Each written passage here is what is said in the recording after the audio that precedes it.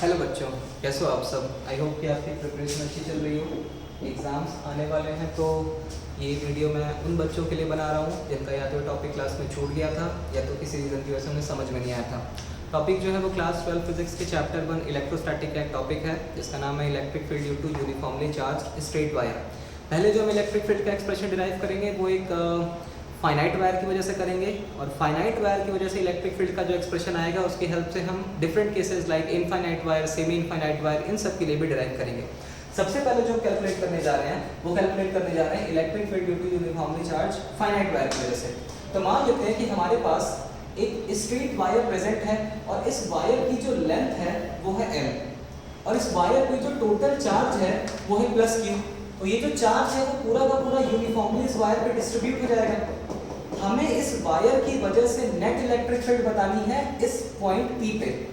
तो इस P point की इस वायर से डिस्टेंस निकालने के लिए हम इस P पॉइंट से एक परपेंडिकुलर ड्रॉ करेंगे, और मान लेते हैं कि ये जो परपेंडिकुलर हमने इस P पॉइंट से वायर पे ड्रॉ किया है इसकी जो डिस्टेंस आई है वो है x।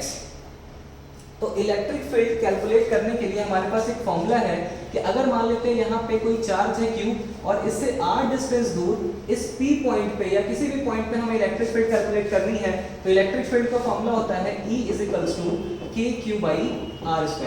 बट ये फॉर्मूला हम तभी अप्लाई कर सकते हैं जब हमारे पास जो चार्ज प्रेजेंट हो वो एक पॉइंट चार्ज हो। हमारे पास जो चार्ज प्रेजेंट हो वो एक पॉइंट चार्ज हो। पॉइंट चार्ज का मतलब कि ये चार्ज जिस भी पार्टिकल पे प्रेजेंट है या जिस भी बॉडी पे प्रेजेंट है, इस बॉडी की जो साइज है वो इस डिस्टेंस के कंपैरिजन में नेग्लिजिबल होनी चाहिए। बट इस केस में हमारे पास जो चार्ज प्रेजेंट है वो इस पूरे के पूरे वायर में प्रेजेंट है, और इस वायर की जो लेंथ है, इस वायर की जो साइज है वो इस डिस्टेंस के कंपैरिजन में नेग्लिजिबल नहीं है। तो ये जो चार्ज हुआ ये पॉइंट चार्ज नहीं हुआ, और अगर ये पॉइंट चार्ज नहीं है तो ये फॉर्मूला अभी हम इस पे अप्लाई नहीं कर सकते, क्योंकि ये फॉर्मूला सिर्फ और सिर्फ पॉइंट चार्ज के लिए होता है। तो यहाँ पे भी हमें एक पॉइंट चार्ज क्रिएट करना पड़ेगा। अगर हम चाहते हैं कि हम ये फॉर्मूला जो है वो अप्लाई कर सके यहाँ पे, तो यहाँ पे हमें एक पॉइंट चार्ज क्रिएट करना पड़ेगा ताकि उस पॉइंट चार्ज पे ये फॉर्मूला हम अप्लाई कर सके। तो हम मान लेते हैं कि हमने इस पूरे वायर को इनफाइनाइट पार्ट में ब्रेक कर दिया। अगर हमारे पास कोई एक वायर है और उसकी लेंथ जो है वो l है, हम इसको अगर स्मॉल पार्ट में ब्रेक करना स्टार्ट करें, और कितने पार्ट में ब्रेक कर दें, इनफाइनाइट पार्ट में ब्रेक कर दिया हमने। ये जो वायर थी जिसकी लेंथ l थी, हम इसको छोटे छोटे पार्ट में ब्रेक करना स्टार्ट किए, और मान लेते हैं कि टोटल कितने पार्ट में ब्रेक कर दिए, इनफाइनाइट पार्ट में। तो जब हम उन इनफाइनाइट पार्ट में से एक पार्ट को कंसीडर करेंगे, तो इस एक पार्ट की जो लेंथ है अगर हम उसको मान लें कि वो लेंथ है dl, तो ये ऑलमोस्ट टेंडिंग टू होगी 0। अगर एक वायर को हम इनफाइनाइट पार्ट में ब्रेक कर दें और उसमें से एक पार्ट को लें, तो उस पार्ट की जो लेंथ आएगी वो ऑलमोस्ट टेंडिंग टू 0 आएगी। और अगर इस छोटे से पार्ट पे, इस एक एलिमेंट पे ना, एक स्मॉल पार्ट पे जो चार्ज प्रेजेंट है वो प्लस q है, तो क्या अब इस प्लस q चार्ज को हम पॉइंट चार्ज कंसीडर कर सकते हैं? तो हाँ, अब इस प्लस q चार्ज को हम पॉइंट चार्ज कंसीडर कर सकते हैं, क्योंकि ये प्लस q चार्ज अब किसी ऐसे पॉइंट पे या किसी ऐसे पार्टिकल पे, ऑब्जेक्ट पे लेंथ पे प्रेजेंट है जिसकी जो लेंथ है वो ऑलमोस्ट टेंडिंग टू कितनी है, 0। तो यहाँ पे भी हम वही करेंगे। हम मान लेते हैं कि हमने इस पूरे के पूरे वायर को इनफाइनाइट पार्ट में ब्रेक कर दिया, और उन इनफाइनाइट पार्ट में से एक पार्ट हम यहाँ पे कंसीडर करते हैं जो कि इस पॉइंट से कितने डिस्टेंस ऊपर है, y डिस्टेंस ऊपर। हम मान लेते हैं जो पार्ट हम कंसीडर कर रहे हैं, जो एक पार्ट, एक एलिमेंट हम ले रहे हैं इन इनफाइनाइट पार्ट में से, उस पार्ट की जो डिस्टेंस है इस पॉइंट से वो कितनी है, y, और इस एलिमेंट की, इस एक पार्ट की जो लेंथ है वो कितनी है, dy। हमने इस पूरे के पूरे वायर को इनफाइनाइट पार्ट में ब्रेक कर दिया, और उसमें से एक पार्ट जो हम कंसीडर कर रहे हैं उसकी डिस्टेंस इस पॉइंट से y है, और इसकी जो लेंथ है वो कितनी है, dy। तो क्या हम dy को, इस केस में dy जो है, इस dy को ऑलमोस्ट टेंडिंग टू 0 मान सकते हैं? मान सकते हैं, क्योंकि ये पूरे के पूरे वायर को हमने इनफाइनाइट पार्ट में ब्रेक किया, और उस एक पार्ट की जो लेंथ है उसको अगर हम dy कंसीडर कर रहे हैं तो dy ऑलमोस्ट टेंडिंग टू 0 होगा। dy is almost tending to 0। तो अगर dy ऑलमोस्ट टेंडिंग टू 0 है तो dy पे जो चार्ज प्रेजेंट होगा उसको पॉइंट चार्ज कंसीडर कर सकते हैं। अगर ये पूरा चार्ज जो था वो प्लस q था, तो हम मान लेते हैं कि इस स्मॉल dy एलिमेंट पे जो चार्ज प्रेजेंट है वो है dq। dy जो लेंथ है वो ऑलमोस्ट टेंडिंग टू 0 है। तो अगर ये जो लेंथ है वो ऑलमोस्ट टेंडिंग टू जीरो है तो इस पे जो चार्ज प्रेजेंट होगा, मान लेते हैं कि वो चार्ज कितना है dq, तो क्या हम dq को मान सकते हैं कि वो एक पॉइंट चार्ज है? dq एक पॉइंट चार्ज होगा क्योंकि वो किसी ऐसे लेंथ पे प्रेजेंट है जिसकी जो लेंथ है वो ऑलमोस्ट टेंडिंग टू क्या है, जीरो। तो अगर यहाँ पे जो चार्ज प्रेजेंट है dq, ये जो स्मॉल चार्ज यहाँ पे dq प्रेजेंट है, अगर वो पॉइंट चार्ज है तो अब हम उस पॉइंट चार्ज पे ये फॉर्मूला अप्लाई कर सकते हैं। तो यहाँ जो स्मॉल चार्ज dq प्रेजेंट है उसकी वजह से यहाँ पे जो इलेक्ट्रिक फील्ड आएगी उसकी डायरेक्शन कुछ ऐसी होगी। और क्योंकि ये चार्ज जो है वो बहुत स्मॉल चार्ज है, इसलिए इस चार्ज की वजह से यहाँ पे जो इलेक्ट्रिक फील्ड आएगी वो भी बहुत स्मॉल होगी। तो हम मान लेते हैं कि वो इलेक्ट्रिक फील्ड कितनी है, dE। एक स्मॉल एलिमेंट की वजह से यहाँ पे जो चार्ज, यहाँ पे जो स्मॉल चार्ज है उसकी वजह से इस डायरेक्शन में जो इलेक्ट्रिक फील्ड आएगी वो भी क्या होगी, बहुत स्मॉल होगी। तो उसको हम dE से रिप्रेजेंट कर सकते हैं। अब अगर हम ये मान लेते हैं कि यहाँ पे जो एलिमेंट है उसकी जो एंगुलर पोजीशन है इस लाइन से, अगर हम ये मान लें कि ये जो एलिमेंट यहाँ पे हमने लिया है जिसकी लेंथ dy है, इसकी एंगुलर पोजीशन इस लाइन से कितनी है, थीटा है, तो वर्टिकली अपोजिट एंगल से ये भी क्या हो जाएगा, थीटा। और अब ये जो स्मॉल इलेक्ट्रिक फील्ड DEI है यहाँ पे प्रेजेंट dq चार्ज की वजह से, इसके हम दो कंपोनेंट कर सकते हैं। एक कंपोनेंट आएगा electric field in x direction और एक कंपोनेंट आएगा electric field in y direction. Electric field in x direction, ये जो कंपोनेंट है इसको हम लिख सकते हैं DE cos थीटा, क्योंकि ये जो स्मॉल इलेक्ट्रिक फील्ड है उसने इस एक्सिस के साथ थीटा एंगल बना के रखा है, तो इसका कंपोनेंट इस एक्सिस के अलोंग DE cos थीटा आएगा। और इस कंपोनेंट के परपेंडिकुलर जो कंपोनेंट आएगा उसको हम लिख सकते हैं DE sin थीटा। इस x कंपोनेंट के परपेंडिकुलर डायरेक्शन में जो कंपोनेंट आ रहा है इसको मान सकते हैं कि ये कितना है, electric field in y direction जो आ रहा है वो आ रहा है DE sin थीटा। तो अब हमें क्या करना पड़ेगा, ये जो इलेक्ट्रिक फील्ड आई है वो तो एक स्मॉल चार्ज की वजह से आई है x डायरेक्शन में, ये जो हमें x डायरेक्शन में एक स्मॉल इलेक्ट्रिक फील्ड दिख रही है वो तो यहाँ प्रेजेंट एक स्मॉल चार्ज की वजह से है। ऐसा ही एक एलिमेंट यहाँ भी प्रेजेंट होगा, इसकी वजह से भी इलेक्ट्रिक फील्ड x डायरेक्शन में आएगी और y डायरेक्शन में आएगी। ऐसा ही एक एलिमेंट यहाँ भी प्रेजेंट होगा, इसकी वजह से भी इलेक्ट्रिक फील्ड x डायरेक्शन में आएगी और y डायरेक्शन में आएगी। ऐसे टोटल कितने एलिमेंट यहाँ पे प्रेजेंट हैं, इनफाइनाइट। और उन सभी इनफाइनाइट एलिमेंट की वजह से x डायरेक्शन में भी इलेक्ट्रिक फील्ड आएगी और y डायरेक्शन में भी इलेक्ट्रिक फील्ड आएगी। तो अगर हम हर एक एलिमेंट की वजह से x डायरेक्शन में इलेक्ट्रिक फील्ड को निकालें, मान लेते हैं कि इस एलिमेंट की वजह से x डायरेक्शन में जो इलेक्ट्रिक फील्ड आ रही है वो E1 है, इस एलिमेंट की वजह से x डायरेक्शन में जो इलेक्ट्रिक फील्ड आ रही है वो E2 है, इस एलिमेंट की वजह से x डायरेक्शन में जो इलेक्ट्रिक फील्ड आ रही है वो E3 है।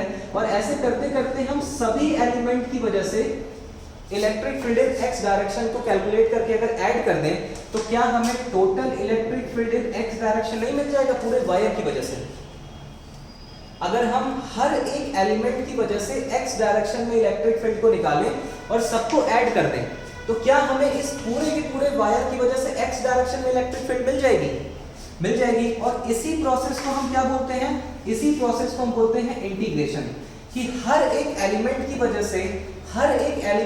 से x डायरेक्शन में इलेक्ट्रिक फील्ड को निकाल के अगर हम ऐड करना चाहते हैं तो मैथमेटिकली हम इसको किस तरीके से कर सकते हैं, इंटीग्रेशन की हेल्प से कर सकते हैं। इसका ये मतलब हुआ कि यहाँ पे जो electric field in x direction आया है DE cos थीटा, वो सिर्फ एक स्मॉल एलिमेंट की वजह से आया है। और अगर हमको पूरे वायर की वजह से x डायरेक्शन में इलेक्ट्रिक फील्ड निकालनी है तो इस एक्सप्रेशन को हमको इंटीग्रेट करना पड़ेगा।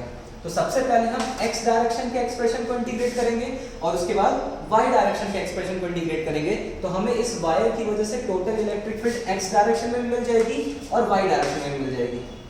तो यहाँ पे सबसे पहले x डायरेक्शन में इंटीग्रेशन करने के लिए हमको DE की वैल्यू पता होनी चाहिए। अगर हमें इस एक्सप्रेशन को इंटीग्रेट करना है जो कि DE cos थीटा है, तो हमें यहाँ पे DE की वैल्यू पुट करनी पड़ेगी। DE क्या है, इस स्मॉल एलिमेंट, यहाँ पे जो स्मॉल एलिमेंट है उस पे जो चार्ज dq प्रेजेंट है उसकी वजह से इस डायरेक्शन में यहाँ पे इस पॉइंट में जो इलेक्ट्रिक फील्ड आई है उसको हम d बोल रहे हैं। तो अगर हमारे पास कोई चार्ज q है, उससे r डिस्टेंस दूर अगर हमको इलेक्ट्रिक फील्ड निकालना है तो उसके लिए फॉर्मूला होता है E = kq/r², जहाँ r क्या होता है, चार्ज और उस पॉइंट के बीच की डिस्टेंस।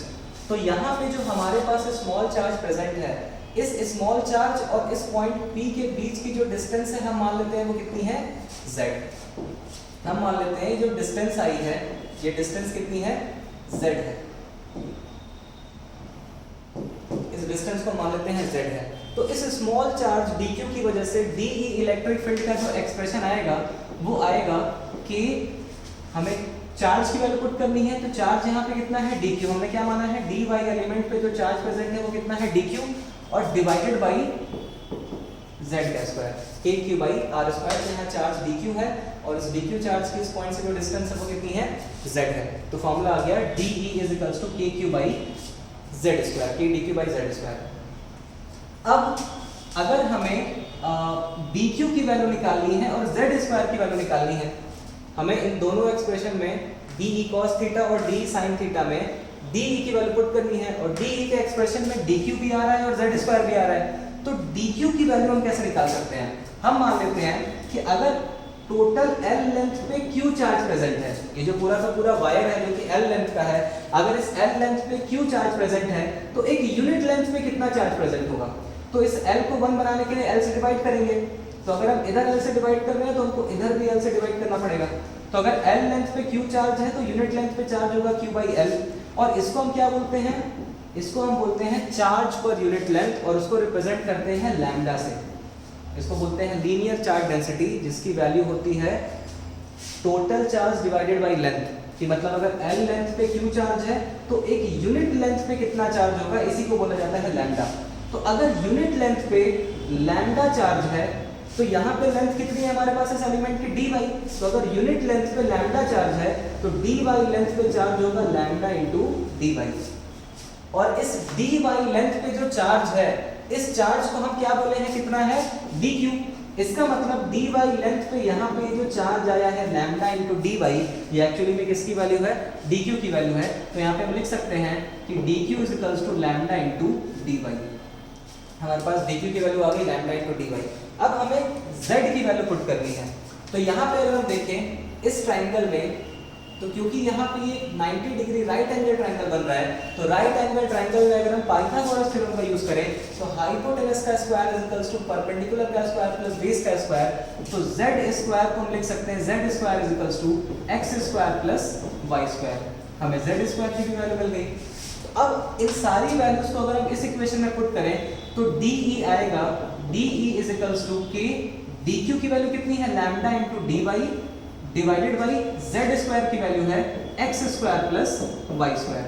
ये हमारे पास dE का एक्सप्रेशन आ गया। अब इसी dE की वैल्यू को हम cos थीटा के साथ भी मल्टीप्लाई कराएंगे तो हमको dEx मिलेगा, और इसी dE की वैल्यू को अगर हम sin थीटा के साथ मल्टीप्लाई करा दें तो हमें dEy की वैल्यू मिल जाएगी। तो अब हम इन्हीं दोनों एक्सप्रेशन को dEx में जिसमें dE cos थीटा आ रहा है और dEy में जिसमें dE sin थीटा आ रहा है, इन दोनों एक्सप्रेशन में dE की वैल्यू पुट करनी है जो कि ये आई है, और उसके बाद उनको इंटीग्रेट करना है। तो यहाँ पे हम जितनी भी वैल्यूज आई थी वो फिर से एक बार नोट कर लेते हैं। हमारे पास dq की वैल्यू आई थी लैम्डा इनटू dy, हमारे पास z स्क्वायर आया था x square plus y square, और हमारे पास dE की वैल्यू आई थी k lambda dy upon x square plus y square. हमारे पास dq की वैल्यू आई थी lambda into dy, z square की वैल्यू आई थी x square plus y square, और dE की वैल्यू आई थी k lambda dy upon x square plus y square. और हमें करना क्या था, हमें इस एक्सप्रेशन dEx को भी इंटीग्रेट करना था। इस एक्सप्रेशन को इंटीग्रेट करने पे हमें total electric field in x direction मिलेगी, और इस एक्सप्रेशन को इंटीग्रेट करने पे हमें total electric field in y direction मिलेगी। तो सबसे पहले जो हम एक्सप्रेशन इंटीग्रेट करने जा रहे हैं वो करने जा रहे हैं x डायरेक्शन के लिए। तो यहाँ पे हम एक बार फिर से डायग्राम बना देते हैं। हमारे पास एक वायर है जिसकी लेंथ है L, और इस पे टोटल चार्ज Q प्रेजेंट है, और इससे x डिस्टेंस दूर यहाँ पे एक पॉइंट P है, और हमने जो एलिमेंट कंसीडर किया है dy, उसकी जो लेंथ है इस लाइन से वो y है, और यहाँ से ये जो स्मॉल इलेक्ट्रिक फील्ड dE आ रही है इसके दो कंपोनेंट हैं, एक है dEx और दूसरा है dEy। अगर इस एंगल को हमने थीटा कंसीडर किया है तो ये एंगल भी थीटा हो जाएगा। तो electric field in x direction जो आएगा वो होगा dE cos थीटा, और electric field in y direction होगा dE sin थीटा। तो सबसे पहले जो हमें एक्सप्रेशन डिराइव करना है वो electric field in x direction, जो कि कितना है d into E into cos theta. तो net electric field in x direction निकालने के लिए हमको जितनी भी इलेक्ट्रिक फील्ड हर एक एलिमेंट की वजह से एक्स डायरेक्शन में आ रही है उन सभी को ऐड करना पड़ेगा। और इस प्रोसेस को हम क्या बोलते हैं, इंटीग्रेशन। अगर हमें एक स्मॉल एलिमेंट dy की वजह से इस p पॉइंट पे x डायरेक्शन में इलेक्ट्रिक फील्ड पता है de cos थीटा है, तो अगर हम इस एक्सप्रेशन को इंटीग्रेट कर दें तो हमको हर एक एलिमेंट की वजह से x डायरेक्शन में इलेक्ट्रिक फील्ड पता चल जाएगी। तो हमें ये पता चल जाएगा कि पूरे के पूरे वायर की वजह से x डायरेक्शन में कितनी इलेक्ट्रिक फील्ड है। तो यहाँ पे जो electric field in x direction आ रही है DEx, उसकी वैल्यू क्या होगी, उसकी वैल्यू होगी integration of DE cos theta. अब हम यहाँ पे DE की वैल्यू पुट कर देंगे, तो electric field in x direction is equals to integration of DE की वैल्यू कितनी है, k lambda dy divided by x square plus y square, और इसका मल्टीप्लाई किसके साथ कराना है, cos थीटा के साथ। अब यहाँ पे इंटीग्रेशन परफॉर्म करने के लिए जितने भी कांस्टेंट है हम उसको इंटीग्रेशन से बाहर निकाल लेंगे। तो k कांस्टेंट है वो इंटीग्रेशन के बाहर आ जाएगा। लैम्डा एक यूनिट लेंथ पे कितना चार्ज प्रेजेंट है वो भी कांस्टेंट है। अगर 10 मीटर के वायर पे 50 कूलम का चार्ज है तो 1 मीटर वायर पे कितना चार्ज हो जाएगा, 50/10 मतलब 5 कूलम पर मीटर। अब हम कहीं पे भी एलिमेंट को ले, चाहे यहाँ पे ले, चाहे यहाँ पे ले, चाहे कहीं पे भी एलिमेंट को ले, हर जगह पे जो लैम्डा की वैल्यू आएगी वो कितनी आएगी, 5 कूलम पर मीटर। तो लैम्डा कांस्टेंट है, एलिमेंट की पोजीशन को चेंज करने पे लैम्डा में कोई भी चेंज नहीं आएगा, इसलिए लैम्डा क्या है, कांस्टेंट। के भी कांस्टेंट है। अब ये कैसे डिसाइड करें कि बाकी जितनी चीजें लिखी हैं वो कांस्टेंट है या नहीं। तो अगर हम यहाँ पे जो हमने एलिमेंट कंसीडर किया है, अगर हम इस एलिमेंट की पोजीशन को चेंज करें तो एलिमेंट की पोजीशन को चेंज करने पे जो भी क्वांटिटीज यहाँ पे चेंज होंगी वो इस एक्सप्रेशन के लिए वेरिएबल है। जैसे अगर हम इस एलिमेंट को यहाँ ना कंसीडर करके यहाँ कंसीडर कर लेते तो क्या ये जो डिस्टेंस यहाँ से हमने y लिया है ये चेंज हो जाता, चेंज हो जाता। यहाँ पे जो एलिमेंट है उसकी डिस्टेंस y जो है वो कम है, लेकिन अगर हम एलिमेंट यहाँ पे ले लेते तो उसकी इस पॉइंट से जो डिस्टेंस होती वो ज्यादा हो जाती। तो एलिमेंट की पोजीशन को चेंज करने पे y जो है वो चेंज हो रहा है, इसलिए ये जो एक्सप्रेशन हुआ वो वेरिएबल हुआ। ये पूरा का पूरा नीचे जो डिनोमिनेटर में एक्सप्रेशन है इसमें x स्क्वायर में y स्क्वायर ऐड हो रहा है, और y स्क्वायर क्योंकि वेरिएबल है तो ये पूरा का पूरा जो एक्सप्रेशन है वो भी वेरिएबल होगा। अब यहाँ पे जो अगला टर्म लिखा हुआ है वो लिखा हुआ है cos थीटा। तो अगर हम एलिमेंट को यहाँ पे ना लेके यहाँ पे लेते तो क्या ये जो एंगुलर पोजीशन है इस लाइन से एलिमेंट की वो चेंज हो जाती। अभी जो हमने एलिमेंट लिया है dy वो यहाँ पे लिया है और इसकी जो एंगुलर पोजीशन इस लाइन से है वो कितना है, theta.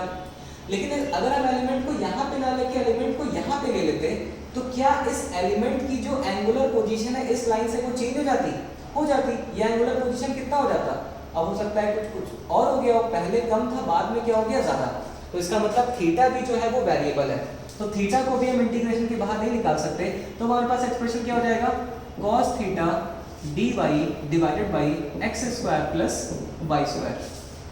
cos theta dy divided by x square plus y square. But अब प्रॉब्लम ये है कि हम cos थीटा को dy के टर्म्स में इंटीग्रेट नहीं कर सकते। हम cos थीटा को अगर इंटीग्रेट करना चाहते हैं तो उसके लिए जो हमको ऑपरेटर चाहिए होगा वो इंटीग्रेशन ऑफ डी थीटा चाहिए होगा, लेकिन यहाँ पे क्या प्रेजेंट है, dy। तो हमें अभी इस एक्सप्रेशन में या तो इस dy को और y को एलिमिनेट करके, क्योंकि यहाँ पे दो ही वेरिएबल है, एक थीटा और एक y, तो हम ये चाहते हैं कि या तो ये पूरा का पूरा एक्सप्रेशन थीटा के टर्म्स में चेंज हो जाए, हर जगह से y एलिमिनेट हो जाए, या तो ये पूरा का पूरा जो एक्सप्रेशन है वो y के टर्म्स में आ जाए, थीटा हर जगह से एलिमिनेट हो जाए। क्योंकि अगर थीटा और y दोनों रहेंगे तो हम इस इंटीग्रेशन को परफॉर्म नहीं कर सकते, क्योंकि cos थीटा को इंटीग्रेट करने के लिए हमें क्या चाहिए, d थीटा। तो इसके लिए या तो हमें इस पूरे एक्सप्रेशन से थीटा को एलिमिनेट करना पड़ेगा या तो इस पूरे एक्सप्रेशन से हमें y को एलिमिनेट करना पड़ेगा। तो उसके लिए अगर हम इस ट्रायंगल को ध्यान से देखें,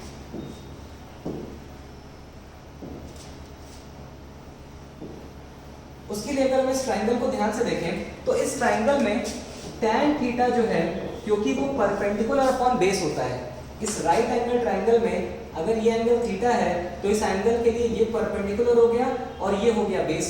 तो अगर हम tan थीटा लगाएं तो tan थीटा को हम क्या लिख सकते हैं, y/x। अगर इस ट्रायंगल में हम tan थीटा अप्लाई करें तो tan थीटा की वैल्यू क्या हो जाएगी, tan थीटा की वैल्यू हो जाएगी y upon x, perpendicular upon base. तो यहाँ से y की वैल्यू क्या आ रही है, y की वैल्यू आ रही है x tan थीटा, y की वैल्यू आ गई x tan थीटा। अब अगर ये जो एक्सप्रेशन आया है इसको हम थीटा के टर्म्स में डिफरेंशिएट कर दें तो यहाँ पे हो जाएगा dy बाई डी थीटा, हमने y को थीटा के टर्म्स में डिफरेंशिएट किया तो dy by D theta of इधर क्या हो जाएगा x tan थीटा। अब क्या x कांस्टेंट है या वेरिएबल है, हमें ये चेक करना पड़ेगा। तो अगर हम एलिमेंट को अलग अलग जगह पे ले, जैसे पहले एलिमेंट हमने यहाँ पे लिया था तो इस पॉइंट की डिस्टेंस इस पॉइंट से कितनी थी x, लेकिन अगर हम एलिमेंट को यहाँ पे ना लेके यहाँ पे ले लें तब भी इस पॉइंट की जो डिस्टेंस होगी इस पॉइंट से x ही होगी। मतलब एलिमेंट की पोजीशन को चेंज करने पे x पे कोई भी फर्क नहीं पड़ रहा, x चेंज नहीं हो रहा, इसलिए x क्या हो गया, कांस्टेंट हो गया। और अगर x कांस्टेंट है तो हम इसको इस डिफरेंशिएशन के बाहर निकाल सकते हैं, dy बाई डी थीटा हो जाएगा x into D by D theta of tan theta, और D by D theta of tan theta क्या होता है, sec स्क्वायर थीटा। तो यहाँ से हम लिख सकते हैं dy by D theta is equals to x into sec square theta. तो यहाँ से dy की वैल्यू क्या हो जाएगी, डी थीटा से जाके मल्टीप्लाई हो जाएगा तो x sec square theta D theta, ये dy की वैल्यू आ गई x sec square theta D theta. तो अब हमें y की वैल्यू भी पता है थीटा के टर्म्स में और हमें dy की वैल्यू भी पता है थीटा के टर्म्स में। तो इस दोनों ही वैल्यू को हम इस इक्वेशन में पुट करेंगे तो इस पूरे इक्वेशन से y एलिमिनेट हो जाएगा और पूरा का पूरा एक्सप्रेशन किसके टर्म्स में चेंज हो जाएगा, थीटा के टर्म्स में चेंज हो जाएगा। तो हमारे पास जो एक्सप्रेशन है electric field in x direction का, electric field in x direction का हमारे पास जो एक्सप्रेशन है वो कितना है, k lambda integration of cos theta dy upon x square plus y square. Electric field in x direction is equals to k lambda integration of cos theta dy divided by x square plus y square. और यहाँ पे हमारे पास y की value आई है x tan theta और dy की value आई है x sec square theta d theta. हमारे पास y की वैल्यू है x tan थीटा और dy की वैल्यू है x sec square theta d theta. तो इन दोनों ही वैल्यू को जब हम यहाँ पे पुट करेंगे तो electric field in x direction आएगा k lambda integration of cos theta dy की जगह पे हम क्या लिख सकते हैं, x sec square theta d theta divided by x square plus y square की जगह पे हम क्या लिख सकते हैं, y की वैल्यू है x tan थीटा तो y की जगह पे हमने लिखा x tan थीटा और क्योंकि y का स्क्वायर है तो x tan थीटा का होल स्क्वायर कर दिया। अब ये स्क्वायर क्योंकि tan थीटा पे भी प्रेजेंट है x पे भी प्रेजेंट है तो ये स्क्वायर x पे भी जाएगा और tan थीटा पे भी जाएगा। तो electric field in x direction आ रहा है k लैम्डा, ये x कांस्टेंट है इसको बाहर निकाल सकते हैं, k lambda x integration of cos theta sec square theta d theta divided by, इस एक्सप्रेशन में भी x स्क्वायर प्रेजेंट है, यहाँ पे भी x स्क्वायर प्रेजेंट है तो इन दोनों में से अगर हम x स्क्वायर को कॉमन ले लें तो यहाँ पे बचेगा 1 और यहाँ पे बचेगा tan स्क्वायर थीटा। और हमें पता है 1 प्लस tan स्क्वायर थीटा किसके इक्वल होता है, 1 plus tan square theta is equals to sec square theta.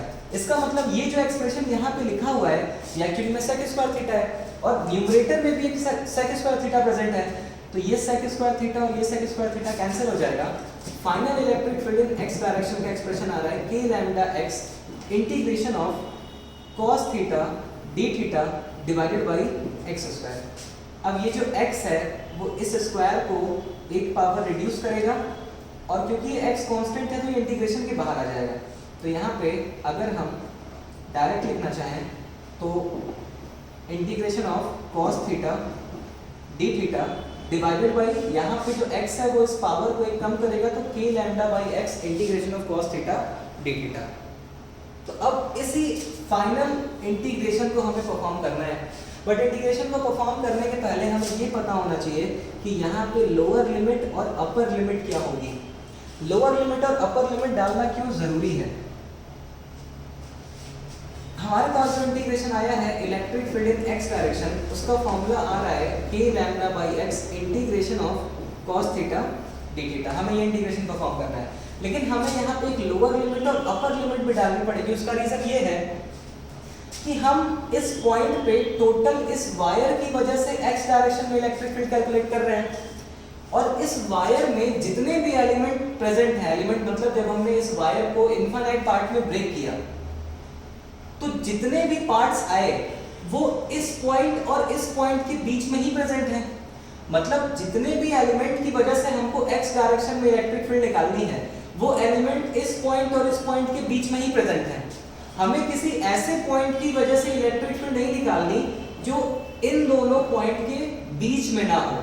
मतलब हमें यहाँ पे अगर कोई चार्ज प्रेजेंट है तो उसकी वजह से यहाँ पे x डायरेक्शन में इलेक्ट्रिक फील्ड नहीं कैलकुलेट करनी। तो हमें इस एक्सप्रेशन को बताना पड़ेगा कि जो पहला एलिमेंट कंसीडर करना है वो यहाँ पे करना है, और जो आखिरी एलिमेंट कंसीडर करना है वो यहाँ पे करना है। अगर हम इस एक्सप्रेशन को ये नहीं बताएंगे कि जो टोटल एलिमेंट्स हैं वो इस पॉइंट और इस पॉइंट के ही बीच में है, तो हो सकता है ये एक्सप्रेशन जो पहला एलिमेंट ले वो कहीं इंफिनिटी पे या किसी एक रैंडम पॉइंट पे ले ले, और इधर भी एक एलिमेंट यहाँ पे ले ले। तो हमें इस फॉर्मूले को बताना पड़ेगा कि जो हमें जितने भी एलिमेंट्स की वजह से हमें x डायरेक्शन में इलेक्ट्रिक फील्ड चाहिए वो इन दोनों पॉइंट के ही बीच में प्रेजेंट है। तो उसके लिए हम क्या करेंगे, हम ये मान लेंगे कि जो बिल्कुल टॉप मोस्ट पॉइंट है उसकी जो एंगुलर पोजीशन है इस लाइन से वो है θ1, और ये जो लास्ट में यहाँ पे जो पॉइंट प्रेजेंट है इस पॉइंट की जो एंगुलर पोजीशन है इस रेफरेंस लाइन से वो कितनी है θ2। हमने ये मान लिया कि जो बिल्कुल टॉप का पॉइंट है उसकी जो एंगुलर पोजीशन है इस पॉइंट से वो कितना है θ1 है, और जो लास्ट में पॉइंट यहाँ पे आ रहा है, लास्ट में जो एलिमेंट यहाँ पे आ रहा है उसकी जो एंगुलर पोजीशन है इस लाइन से वो कितनी है θ2। तो अगर θ1 निकालने के लिए हमको इस रेफरेंस लाइन से एंटी क्लॉकवाइज डायरेक्शन में या क्लॉकवाइज डायरेक्शन में चलना पड़ा है, और अगर हम क्लॉकवाइज डायरेक्शन को पॉजिटिव ले रहे हैं तो θ2 को इस रेफरेंस लाइन से कैलकुलेट करने के लिए हमको एंटी क्लॉकवाइज डायरेक्शन में जाना पड़ रहा है। तो अगर हमने क्लॉकवाइज डायरेक्शन को पॉजिटिव लिया है तो एंटी क्लॉकवाइज डायरेक्शन क्या हो जाएगा, नेगेटिव हो जाएगा। इसका मतलब जो हमें लोअर लिमिट डालनी है, मतलब कि जो सबसे पहला एलिमेंट आ रहा है वो कितने एंगल पे आ रहा है, θ2 एंगल पे आ रहा है, और इस लाइन से θ2 एंगल को कैलकुलेट करने के लिए हमको एंटी क्लॉकवाइज डायरेक्शन में जाना पड़ा है, और एंटी क्लॉकवाइज डायरेक्शन को हमने क्या कंसीडर किया, नेगेटिव कंसीडर किया है, इसलिए यहाँ पे हम लिखेंगे -θ2। और अपर लिमिट मतलब जो फाइनल एलिमेंट हमें मिल रहा है वो कहाँ पे जाके मिल रहा है, इस रेफरेंस लाइन से θ1 एंगल पे जाके मिल रहा है, और θ1 को हमने पॉजिटिव माना है इसलिए यहाँ पे हम लिखेंगे θ1। तो ये एक्सप्रेशन जो आया k λ/x integration of cos θ dθ, उसमें हमने अपर लिमिट और लोअर लिमिट भी डाल दिया। तो यहाँ पे जो लोअर लिमिट है वो है -θ2 और अपर लिमिट है θ1। अब हम इस इंटीग्रेशन को परफॉर्म करेंगे तो electric field in x direction कितनी आ रही है, k λ/x integration of cos θ। Integration of cos θ क्या हो जाएगा, -sin θ। अब कहाँ से कहाँ तक करना है, -θ2 से θ1 तक। इंटीग्रेशन ऑफ cos θ sin θ आएगा, माइनस नहीं होगा, इंटीग्रेशन ऑफ cos θ sin θ आएगा, और ये हमें कहाँ से कहाँ तक परफॉर्म करना है, -θ2 से θ1 तक। तो अब अपर लिमिट और लोअर लिमिट इसमें पुट करेंगे, k λ/x पहले हम अपर लिमिट पुट करेंगे sin θ1, और माइनस अब लोअर लिमिट पुट करेंगे sin -θ2। पहले हमने अपर लिमिट पुट किया, थीटा की जगह पर हमने θ1 रखा, और माइनस किया, अब लोअर लिमिट थीटा की जगह पे पुट किया। अब क्योंकि साइन जो है वो एक ऑड फंक्शन है तो साइन -θ जो होता है वो -sin θ के बराबर होता है। अगर साइन के अंदर यहाँ पे -θ है तो थीटा बाहर आ जाता है, साइन -θ -sin θ लिखते हैं हम लोग। तो electric field in x direction k λ/x sin θ1, और ये माइनस बाहर आ जाएगा, माइनस माइनस प्लस हो जाएगा sin θ2। ये फाइनल एक्सप्रेशन आ गया एक स्ट्रेट फाइनाइट वायर की वजह से electric field in x direction. But होना क्या चाहिए, अगर हमें यहाँ पे एक वायर गिवन है और ये बोल रहा है कि इस P पॉइंट पे नेट इलेक्ट्रिक फील्ड फाइंड करो, तो वायर का जो टॉप मोस्ट पॉइंट है वो यहाँ से इस रेफरेंस लाइन से एंगल θ1 बना रहा है, और अगर वायर का जो लोअर मोस्ट पॉइंट है, ये जो पॉइंट है उसकी जो एंगुलर पोजीशन है इस लाइन से वो θ2 है, तो x डायरेक्शन में इस पूरे के पूरे वायर की वजह से जो इलेक्ट्रिक फील्ड आएगी, पूरे के पूरे वायर की वजह से जो x डायरेक्शन में इलेक्ट्रिक फील्ड आएगी उसका फॉर्मूला होगा k λ/x sin θ1 plus sin θ2। अब हमने एक फाइनाइट वायर की वजह से x डायरेक्शन में इलेक्ट्रिक फील्ड को कैलकुलेट कर लिया है।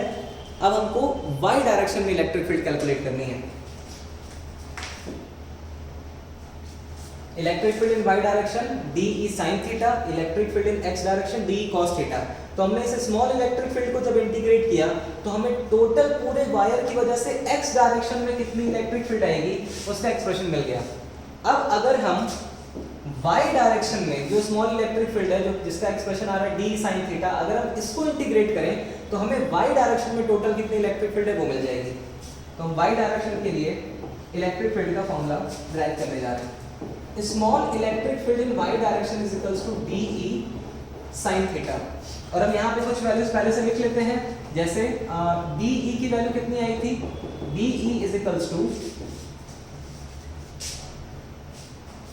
d e का फाइनल एक्सप्रेशन कितना आया था, d e की वैल्यू आई थी d की वैल्यू कहाँ निकाली थी, k lambda dy upon x square plus y square. d e is equals to k lambda dy upon x square plus y square. और भी कुछ वैल्यूज हमें पता है पहले से, जैसे y की वैल्यू कितनी है x tan theta, y is equals to x tan theta, और dy की वैल्यू क्या है, dy is equals to x sec square theta d theta. तो dy is equals to x sec square theta d theta. ये सारे values फिर से हम यहाँ पे पुट करेंगे। तो net electric field in y direction कैसे आएगी, इसी एक्सप्रेशन को इंटीग्रेट करके, integration of d e y is equals to integration of d e, d की वैल्यू कितनी है, k लैम्डा dy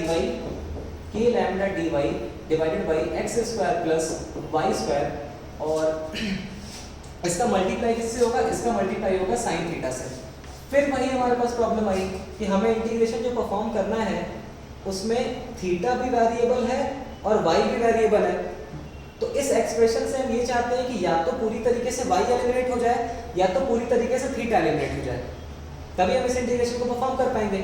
तो यहाँ पे जितनी भी y की वैल्यू हमें दिख रही है, जैसे y equals to x tan theta और dy equals to x sec square theta d theta, इन सभी वैल्यूज को हम इसमें पुट करेंगे।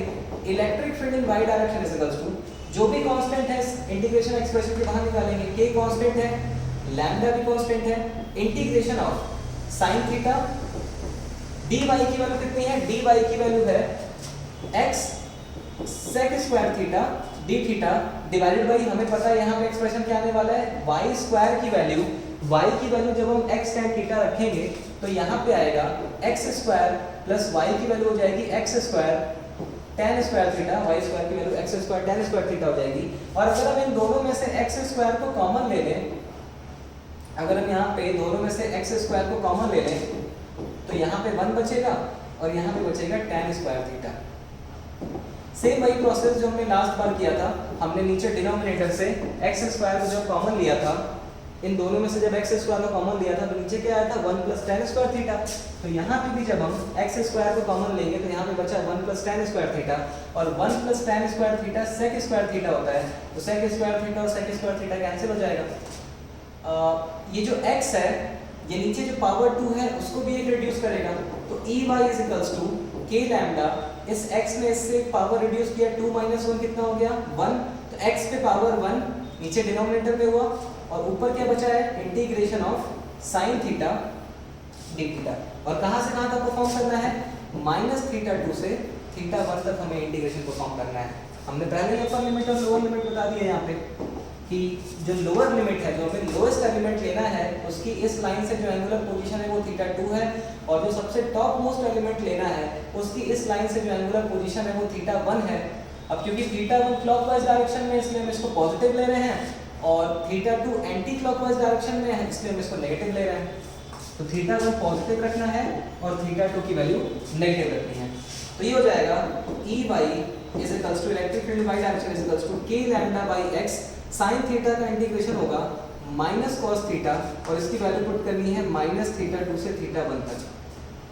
अब इस माइनस को अगर हम बाहर निकाल लें इस एक्सप्रेशन के, तो electric field in y direction is equals to minus k lambda by x, ये माइनस हमने बाहर निकाल लिया, और अब इसमें पहले अपर लिमिट पुट करेंगे तो हो जाएगा cos थीटा 1, यहाँ पे हमने इस एक्सप्रेशन में पहले अपर लिमिट पुट किया तो थीटा की जगह पे थीटा 1 रखेंगे और फिर minus lower limit cos minus theta 2। Lower limit क्या है? Minus theta 2। अब cos जो होता है वो एक इवन फंक्शन है, तो cos माइनस थीटा जो होता है वो cos थीटा के ही बराबर होता है। cos minus theta is equals to cos theta. Sine के केस में क्या था कि sine minus theta minus sine theta होता था, उसमें माइनस जो है वो बाहर आ जाता था, लेकिन cos माइनस थीटा क्या होगा? cos थीटा होगा। तो यहाँ पे electric field y direction is equals to k lambda by x, आगे एक माइनस भी है, यहाँ पे हम लिखेंगे cos थीटा 1, और ये जो माइनस है उससे कोई फर्क नहीं पड़ेगा, इसको हम लिख सकते हैं cos ऑफ माइनस थीटा 2 जो है वो cos थीटा 2 के ही बराबर होगा। अब इस माइनस का अगर हम अंदर मल्टीप्लाई कराएं तो यहाँ प्लस है, ये माइनस अंदर जाएगा तो यहाँ पे माइनस कर देगा, और ये माइनस जब इस एक्सप्रेशन के साथ मल्टीप्लाई होगा तो इसके आगे माइनस लगा हुआ है, इसको ये प्लस कर देगा। तो electric field in y direction is equals to k lambda by x cos theta 2 minus cos theta 1। ये हमारे पास आ गई electric field in y direction. इसका ये मतलब हुआ कि अगर हमारे पास एक वायर है और अगर हमें P पॉइंट पे net electric field in y direction निकालनी है, तो अगर इस लाइन से टॉप मोस्ट पॉइंट की जो एंगुलर पोजीशन है वो थीटा 1 है, और लोअर मोस्ट पॉइंट जो वायर पे है उसकी जो एंगुलर पोजीशन है इस लाइन से, इस रेफरेंस लाइन से, वो थीटा 2 है, तो electric field in y direction जो आएगा पूरे के पूरे वायर से, उसका एक्सप्रेशन होगा k lambda by x cos theta 2 minus cos theta 1। और इस पूरे के पूरे वायर से electric field in y direction जो आएगी वो x डायरेक्शन जो आएगी वो होगी k lambda by x sin theta 1 plus sin theta 2। ये हम एक्सप्रेशन पहले डिराइव कर चुके हैं। Electric field in x direction कितना आ रहा है? k lambda by x sin theta 1 plus sin theta 2, और electric field in y direction कितना आया? k lambda by x cos theta 2 minus cos theta 1। तो अगर हमारे पास एक वायर गिवन है, इस वायर से अगर हमें P पॉइंट पे नेट इलेक्ट्रिक फील्ड बतानी है और हमें ये भी पता है कि ये एंगल थीटा 1 है, ये एंगल थीटा 2 है, तो जो electric field in x direction आएगा उसका फॉर्मूला होगा k lambda by x sin theta 1 plus sin theta 2, और electric field in y direction आएगा k lambda by x cos theta 2 minus cos theta 1।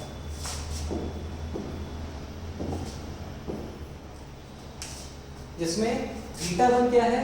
इस reference line से angular position top most point of the wire की, और theta 2 है इस reference line से जो बिल्कुल बॉटम में पॉइंट प्रेजेंट है वायर का उसकी एंगुलर पोजीशन। और लैम्डा क्या है? लैम्डा है चार्ज पर यूनिट लेंथ की। अगर ये टोटल L लेंथ का वायर था और इस पे प्लस Q चार्ज था, तो अगर L लेंथ पे Q चार्ज है तो यूनिट लेंथ पे कितना चार्ज होगा? Q बाई L, और इसी को क्या बोलते हैं? लैम्डा। अब अगर तुमसे ये पूछा जाता कि बताओ अगर x डायरेक्शन में जो इलेक्ट्रिक फील्ड आई है वो Ex है और y डायरेक्शन में जो इलेक्ट्रिक फील्ड आई है वो Ey है, तो यहाँ नेट इलेक्ट्रिक फील्ड कितना होगा? अगर हम मान लें कि जो